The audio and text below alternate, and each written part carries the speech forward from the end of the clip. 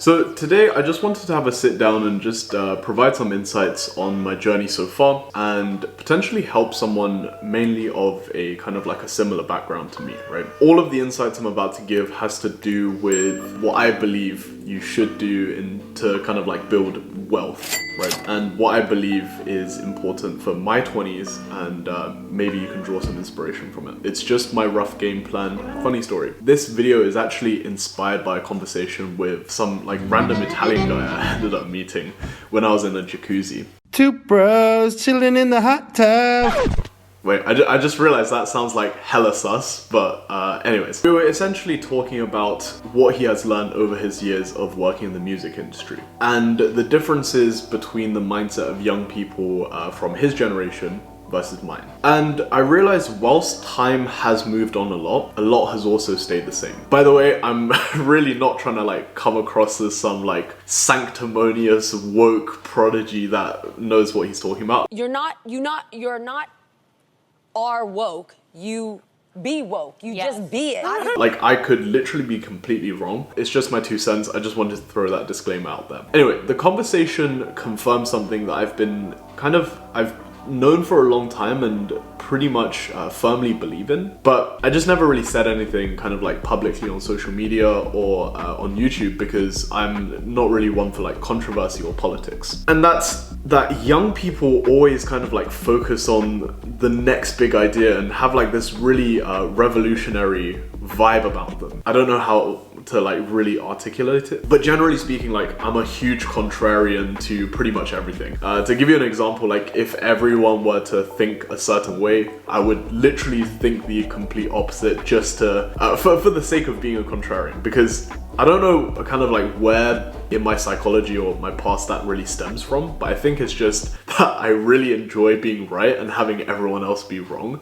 It's probably not the most kind of like productive attitude to have, so I'm trying to kind of like fix it. But yeah, anyways, so the reason why I feel like young people are so focused on the next big thing and being revolutionary all the time is because I think it probably stems from the fact that we haven't been alive for long enough, right? Like I'm only 21 and the people, my general demographic is between kind of like 18 to 35. So we really haven't been alive long enough to imagine what it's like a decade from now, right?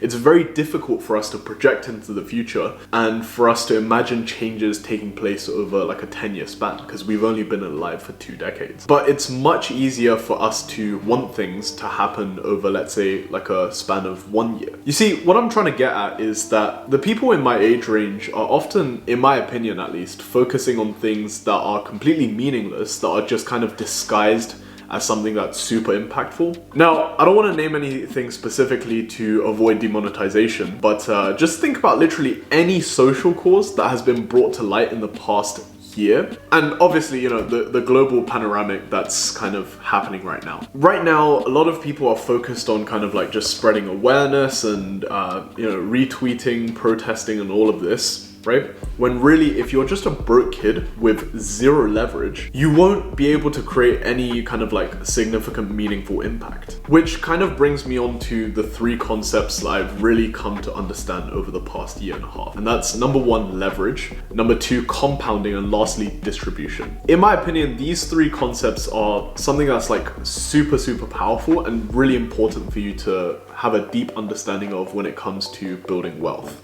Now, I could be completely wrong, but in my opinion, I think that retweeting, protesting, and to an extent even doing like direct charity work is a complete waste of time. If you are seriously committed to building generational wealth to impact those that you really love and also making long-term change in the world, whether it be, you know, human rights, animal, climate change, whatever, you need to have some form of leverage. Doing low-hanging fruit activities such as like retweeting and bringing awareness and stuff really wouldn't do anything in the long run. Seriously, think about it. How many times have you reposted a certain post and what has that really gotten you? So let's talk about the first concept that I mentioned earlier. Leverage. Now, I've seen many people work extremely hard, like my parents included, who never complained once, but they never managed to achieve the level of success that is kind of like proportional to the amount of sweat equity they actually put in. And the main reason that is because they had zero leverage when it comes to their efforts. So if I were to kind of like define what leverage actually is, it's trading your time for infinite upside. Some examples I can give are, you can gain leverage by employing others, for example, or deploying your own capital, putting your money to work, or just scaling products that solve a big problem. Because you see, without leverage, you'll forever be working for a fixed amount. And even if that amount is super high, like you're still working for a fixed amount. There is no chance for infinite upside for you. You might be wondering, Boyan, how do you actually build leverage, right? And that's a very valid question. And that brings me on to the second concept, and that's compounding. So compound interest has been kind of like coined the eighth wonder of the world, and it's the eighth wonder of the world for a reason. You see, most people's growth curves actually is kind of like parabolic, including my own. For example, for about 4 years prior to me actually starting my business, I was, waking up early and just building up the discipline, the habits that enabled me to just sit down and do some really boring, repetitive tasks over and over again for several months on end. And the difference, I guess, between me back then and me now is back then I had zero direction. Now I feel like I have a bit more direction in terms of where I'm going. You see, my growth curve wasn't just, start of 2020, I started from zero, and then by the end of 2020, I'm like 6 figures, right? It wasn't like that. You have to account for the time spent prior to that as well. So for me, that would have been, waking up at 5:30 at the age of 16, going to the gym at 6, and just like putting myself through really tough endurance activities, I guess, for absolutely no reason. I don't know, I had this like weird gut feeling that someday this would pay off, and clearly, it's kind of paying off now. But for example, this is like literally the dumbest thing I've ever done, right? It's 2019, and I vlogged this on my channel, by the way. I starved myself for 3 days, 72-hour wet fast with zero preparation, and I didn't know how to break a fast as well. Like, I could have died.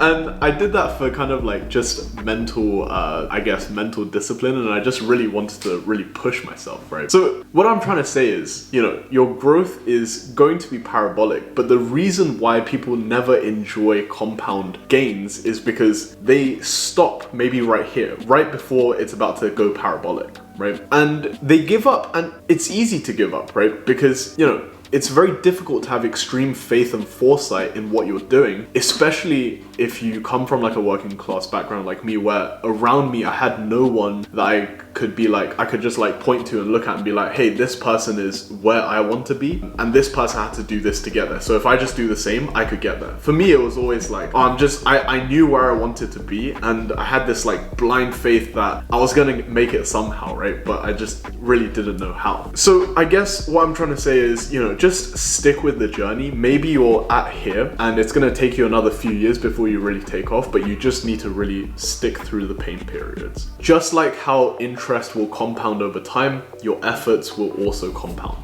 And that's where you can start building your leverage.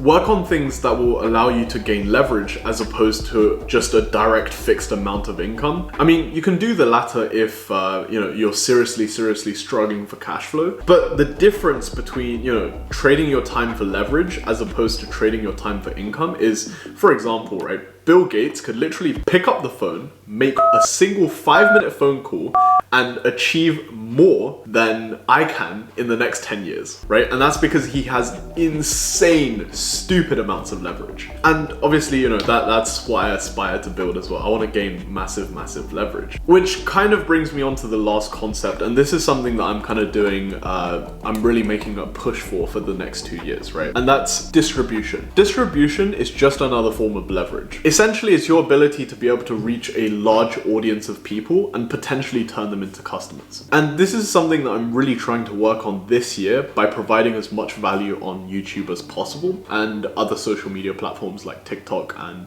kind of to an extent my Instagram, but that's slightly more just for friends and family as well. Now, to give you an example just how powerful distribution can be, for example, to just give you an idea of like how powerful distribution is, right, is if you look at someone like Mr. Beast, he has a huge distribution network and a fan base that is intensely loyal. And over the past year or so, that's allowed him to penetrate so many different industries, including the app industry with like the like holding your finger on the button game. He's also got his own clothing line, you know, I think it's like Beast merch or whatever. And recently he's been able to penetrate the food and beverage industry, an industry that is like notoriously high barrier to entry, right, with Beast burgers. And in my opinion, maybe like 5 to 10 years from now, like distribution will move from who you know in terms of like which buyers you know at which company to just how much social media clout you have with your audience and how much kind of like your personality resonates with your audience. And that's why I'm really pushing social media this hard, because quite frankly, I mean, I don't really enjoy being like too much out there, but I know just how powerful of a tool it's going to be for me, so that's why I'm doing it. Now, the 3 concepts that I've just highlighted to you are really just things that I wish I had a solid understanding of back in the day when I was maybe 15 or 16, rather than gaining an understanding of that when I'm 21. So I hope these concepts have been helpful for you. And another thing I'll leave you with is just that you should be focusing on execution and ignore all distraction. Don't let others sidetrack your attention. Like your time and energy in your 20s and even like 15 and up, in my opinion, your time and energy is so valuable. And it's the most valuable resource that you have right now. Don't let others casually spend it. Thank you for watching.